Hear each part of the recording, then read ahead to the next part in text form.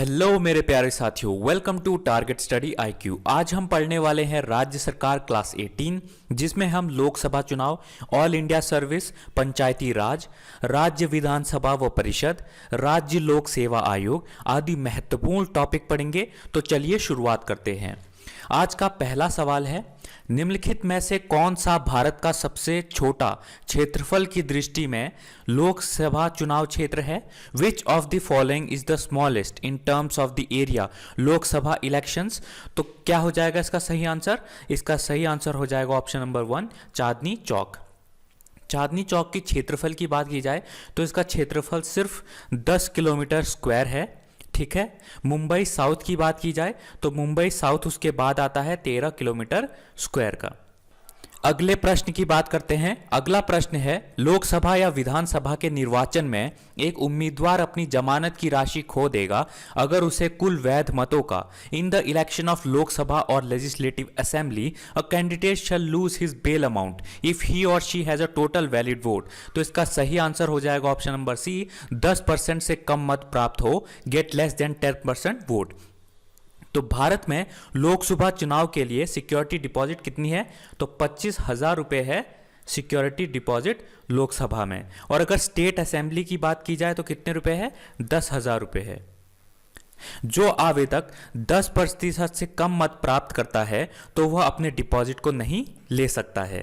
अगले प्रश्न की बात करते हैं। अगला प्रश्न है, निम्नलिखित में से किस अधिनियम में नियंत्रक महालेखा परीक्षक नामक पद का सुझाव दिया गया? Which of the following act suggest the post of controller and auditor general? तो इसका सही आंसर हो जाएगा option number C, government of India act जो था आपका GOI 1935 ने सीएजी के पद को ना हटा सके ऐसा बनाया। सीएजी का ऑफिस और ऑडिटर जनरल का पद 1935 के एक्ट में ही बनाया गया। अगले प्रश्न की बात करते हैं। अगला प्रश्न है, अखिल भारतीय सेवा के सदस्य किसकी सेवा करते हैं? Who serves all India service members? तो इसका सही आंसर हो जाएगा ऑप्शन नंबर डी, संघ और राज्य सरकार दोनों की, both the union and the state government. तो ऑल इंडिया सर्विस को भारतीय नागरिक सेवा कहते हैं, अर्थात भारतीय प्रशासनिक सेवा, भारतीय वन सेवा और भारतीय पुलिस सेवा इसमें शामिल है। अखिल भारतीय सेवा की एक आम विशेषता है कि इन सेवाओं के सदस्यों को केंद्र द्वारा भर्ती किया जाता है, लेकिन उनका दायित्व है कि वो राज्य और केंद्र दोनों के भीतर सेवा करें। अगले प्रश्न की ओर चलते हैं। अगला प्रश्न है, राष्ट्रपति के चुनाव से संबंधित उठने वाले संदेह एवं विवादों की जांच पड़ताल और निर्णय किसके द्वारा किए जाते हैं? By whom are the doubts and disputes arising out of the election of the president being investigated and decided? तो इसका सही आंसर हो जाएगा ऑप्शन नंबर बी, सर्वोच्च न्यायालय, सुप्रीम कोर्ट। तो आर्टिकल कौन सा है इसमें? आर्टिकल 71। आर्टिकल 71 कहता है कि जितने भी डाउट और विवाद आएंगे राष्ट्रपति के चुनाव से लेकर उसको सीधा सुप्रीम कोर्ट हल करेगा और कोर्ट का डिसीजन जो होगा वो फाइनल होगा। अगले प्रश्न की ओर चलते हैं। अगला प्रश्न है, मद्रास में किस वर्ष उच्च न्यायालय की स्थापना की गई? In which year the high court was established in Madras? तो इसका सही आंसर हो जाएगा 1862। मद्रास हाई कोर्ट का गठन 1862 में किया गया था। उस समय वहां पर कितने जजेस हुआ करते थे? तो 74 जजेस हुआ करते थे। अगले प्रश्न की बात करते हैं। अगला प्रश्न है, देश में मोबाइल अदालत किसके दिमाग की उपज है? Mobile court is a brain child of? तो इसका सही आंसर हो जाएगा option number C, doctor APJ Abdul Kalam. तो यह भूतपूर्व राष्ट्रपति श्री अब्दुल कलाम जी की सोच थी। इसका काम क्या था? इसका काम था कोर्ट को लोगों के पास ले जाना, और जो लोग गांव दूर इलाकों में रहते हैं उन्हें इससे लाभ मिले और उनका ज़्यादा खर्च ना हो। अगले प्रश्न की बात करते हैं। अगला प्रश्न है, निम्नलिखित में से कौन सा कार्य निर्वाचन आयोग का नहीं है? Which of the following is not the work of election commission? तो इसका सही आंसर हो जाएगा ऑप्शन नंबर सी, चुनाव के लिए उम्मीदवारों का चयन करना, selecting candidates for the election. अगले प्रश्न की बात करते हैं। अगला प्रश्न है, निम्नलिखित में से किस राज्य में सबसे पहले पंचायती राज प्रणाली प्रारंभ की? In which state of the following first introduce the panchayati raj system? तो इसका सही आंसर हो जाएगा राजस्थान। पंचायती राज को लोकल सेल्फ गवर्नमेंट भी बोला जाता है, गांवों का। आजाद भारत में पंचायती राज किसने अपनाया? तो सबसे पहले अपनाया राजस्थान ने। परंतु अगर बिना आजादी की बात करें तो आंसर हो जाएगा बिहार। 2 अक्टूबर 1959 2 अक्टूबर 1959 में राजस्थान के नागौर प्रांत में इसकी शुरुआत हुई। अगले प्रश्न की बात करते हैं। अगला प्रश्न है, पृथक पंचायती राज मंत्रालय का गठन कब हुआ था? When was the Ministry of Panchayati Raj formed? तो इसका सही आंसर हो जाएगा ऑप्शन नंबर डी, 2004 में। मई 2004 को पंचायती राज मंत्रालय बनाया गया। मिनिस्ट्री ऑफ पंचायती राज देखती है पंचायती राज तथा उनके संस्थानों को। अभी कौन है उनके मंत्रालय के मंत्री? तो नरेंद्र सिंह तोमर इसके मंत्री हैं। अगले प्रश्न की बात करते हैं। अगला प्रश्न है, हाई कोर्ट के मुख्य न्यायाधीश की नियुक्ति की जाती है। The chief justice of the high court is appointed by. तो इसका सही आंसर हो जाएगा ऑप्शन नंबर डी, संबंधित राज्य के राज्यपाल और देश के मुख्य न्यायाधीश की सलाह पर राष्ट्रपति द्वारा। President on the advice of the governor of the state concerned and the chief justice of the country. अगले प्रश्न की बात करते हैं। अगला प्रश्न है, जिला कलेक्टर का पद कब बनाया गया था?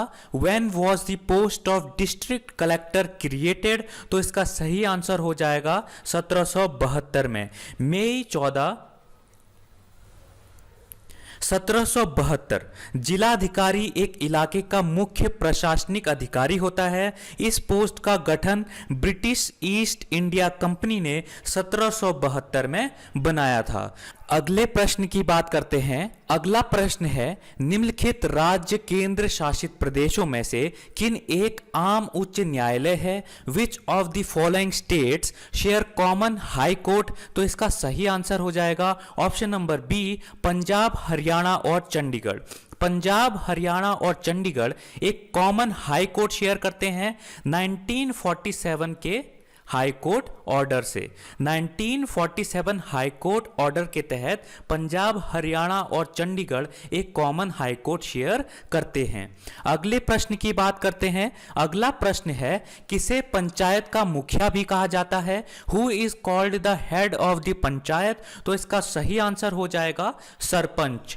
सरपंच एक चुना हुआ अध्यक्ष होता है गांव का। सरपंच और बाकी पंच निर्माण करते हैं ग्राम पंचायत का। अगले प्रश्न की बात करते हैं। अगला प्रश्न है, भारतीय संविधान का कौन सा अनुच्छेद पंचायती राज स्थापित करने का उपबंध करता है? Which of the constitution of India provides for the establishment of panchayati raj? तो इसका सही आंसर हो जाएगा अनुच्छेद 40 आर्टिकल 40। तो भारत के संविधान का मसौदा तैयार करने के दौरान पंचायती राज संस्थानों को संविधान के गैर दक्षिणपंथी भाग राज्य नीति के नीति निदेशक सिद्धांतों को अनुच्छेद 40 के रूप में रखा गया। आर्टिकल में कहा गया है कि राज्य ग्राम पंचायतों को संगठित करने के लिए एक कदम उठाएगा और उन्हें ऐसी शक्तियां और प्राधिकार प्रदान करेगा जो उन्हें स्वशासन की इकाइयों के रूप में कार्य करने में सक्षम बनाने के लिए आवश्यक हो। हालांकि इसे लागू करने के लिए राष्ट्रीय या राज्य स्तर पर कोई सार्थक कानून नहीं बनाया गया है। अगले प्रश्न की बात करते हैं। अगला प्रश्न है, भारत के संविधान के अनुसार किसी राज्य की विधानसभा में सदस्यों की संख्या के लिए क्या लिमिट निर्धारित है? As per the Constitution of India, what is the limit prescribed for the number of members in the Legislative Assembly of a state? तो इसका सही आंसर हो जाएगा ऑप्शन नंबर डी, 60 to 500 सदस्य।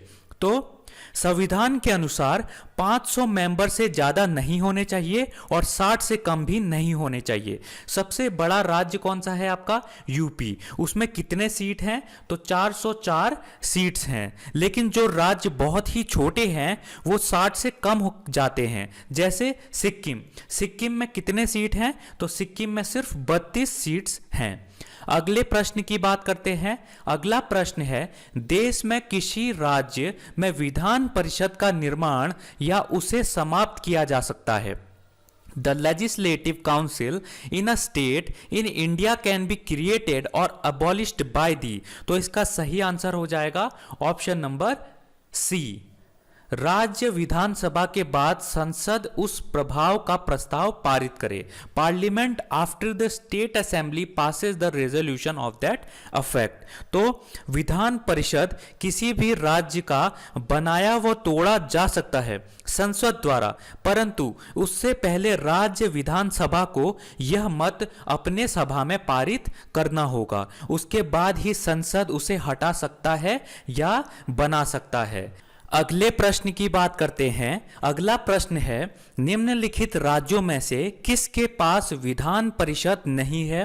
Which one of the following states does not have a Vidhan Parishad?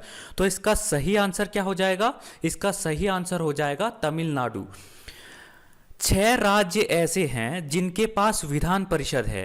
वो हैं, पहला है बिहार, दूसरा है कर्नाटका, तीसरा है महाराष्ट्र, चौथा है तेलंगाना,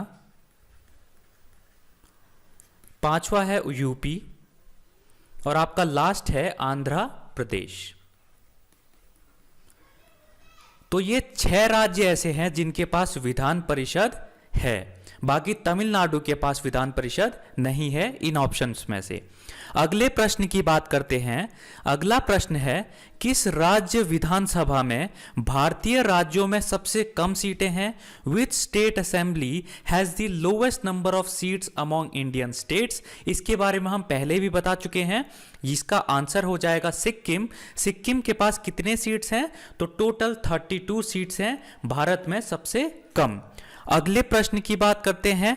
अगला प्रश्न है, राज्य सरकार की मंत्रिपरिषद के वेतन और भत्तों का भुगतान किया जाता है। The salaries and allowances of the council of ministers of the state government are paid from the. तो इसका सही आंसर हो जाएगा ऑप्शन नंबर डी, राज्य की समेकित निधि, consolidated fund of the state. राज्य सरकार के मंत्रिपरिषद को वेतन मिलता है राज्य की समेकित निधि से। इस निधि से दोनों राज्य सभाओं को पैसा मुहैया करा जाता है और जो वेतन और भत्ता है वो भी बढ़ाया जाता है।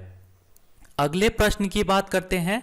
अगला प्रश्न है, स्वायत्त जिले या क्षेत्रों के प्रशासन से संबंधित किसी भी मामले की जांच और रिपोर्ट करने के लिए निम्नलिखित में से कौन एक आयोग नियुक्त कर सकता है? विच या फिर who of the following can appoint a commission to examine and report on the matter relating to the administration of the autonomous district और रीजन्स? तो इसका सही आंसर क्या हो जाएगा? इसका सही आंसर हो जाएगा बी ऑप्शन, राज्य के राज्यपाल, गवर्नर ऑफ द स्टेट। राज्य के राज्यपाल के पास जिलों या क्षेत्रों के प्रशासन से संबंधित किसी भी मामले की जांच और रिपोर्ट करने की ताकत होती है। अगले प्रश्न की बात करते हैं। अगला प्रश्न है, निम्नलिखित में से किसे केवल देश के राष्ट्रपति द्वारा हटाया जा सकता है? Who among the following can be removed by only the president of India? तो इसका सही आंसर हो जाएगा ऑप्शन नंबर बी, राज्य लोक सेवा आयोग के सदस्य, a member of the state public service commission. तो राज्य लोक सेवा आयोग के सदस्यों को कौन चुनता है? तो गवर्नर चुनता है, लेकिन राष्ट्रपति उनको हटा सकता है। अगले प्रश्न की बात करते हैं। अगला प्रश्न है, भारत के संविधान के किस अनुच्छेद के तहत राज्यपाल को विधायिका के अवकाश के दौरान अध्यादेशों को प्रख्यापित करने की शक्ति है? Under which article of the constitution of India the governor has the power to promulgate ordinances during recess of the legislature? तो इसका सही आंसर हो जाएगा option number D, article 213। Article 213 के तहत अवकाश के दौरान अध्यादेशों को प्रख्यापित करने की शक्ति है। यह अध्यादेश तब निकाला जाता है जब कोई अर्जेंट विषय हो।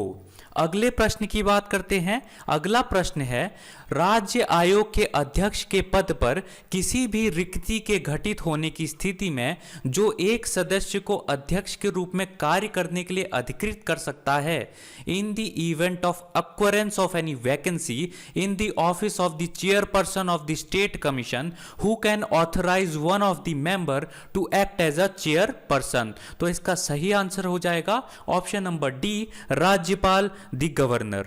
राज्य आयोग के अध्यक्ष के पद पर किसी भी रिक्ति के दौरान गवर्नर एक सदस्य को अध्यक्ष के रूप में कार्य करने के लिए अधिकृत कर सकता है। अगले प्रश्न की बात करते हैं।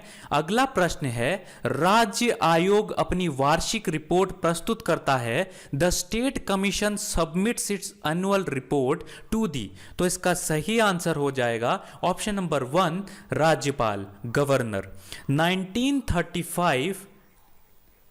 1935 के गवर्नमेंट ऑफ इंडिया एक्ट के मुताबिक हर राज्य में एक पब्लिक सर्विस कमीशन होना चाहिए। वार्षिक रिपोर्ट राज्य आयोग द्वारा गवर्नर को दिया जाता है और गवर्नर राज्य विधानसभा में वह पेश करता है। तो गाइज, ये थे आज के टोटल 25 क्वेश्चंस। अगर आपको ये पसंद आया तो प्लीज लाइक कीजिए, शेयर कीजिए, सब्सक्राइब कीजिए। Thank you so much and God bless you all.